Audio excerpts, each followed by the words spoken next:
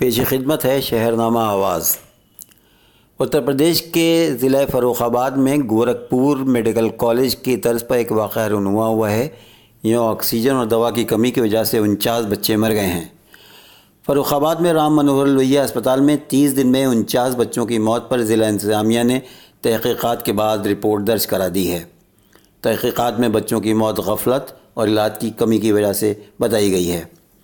اب اس معاملے پر انتظامیہ نے Farrukhabad collector Ravindra Kumar, chief medical افسر اماکانت پانڈے اور CMS ڈاکٹر اکھلیش اگروال کو ہٹا دیا ہے۔ اپنی رپورٹ میں چیف میڈیکل افسر نے خود کلکٹر کو بتایا کہ بچوں کی موت آکسیجن کی کمی کی وجہ سے ہوئی تھی۔ یاد رہے فروخ آباد کے رام منوہر لوہیا اسپتال میں 49 بچوں کی ہلاکت 21 جولائی سے 21 اگست کے دوران ہوئی تھی۔ ان میں سے 19 بچوں کی پیدائش کے دوران موت ہوئی، جبکہ بقیہ بچوں کی موت نیو بورن کیئر یونٹ میں علاج کے دوران ہوئی۔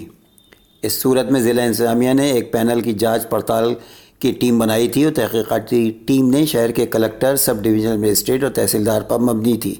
تحقیقات میں یہ گورکھپور کیس کی طرح سے پایا گیا کہ اسپتال کے بچوں کی موت علاج کے دوران آکسیجن اور دوائیوں کی کمی کی وجہ سے ہوئی ہے۔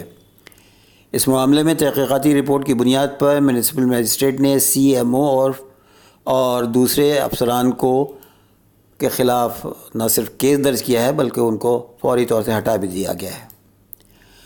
ادھر شیمین یعنی چین کے ایک شہر میں برکس ممالک نے دہشت گردی سے نپٹنے کے لیے جامع حکمت عملی اپنانے کا اعلان کیا ہے اور لشکر طیبہ اور جیش محمد جیسی دہشت گرد تنظیموں کی جانب سے انجام دیے جا رہے تشدد پر تشویش ظاہر کی ہے۔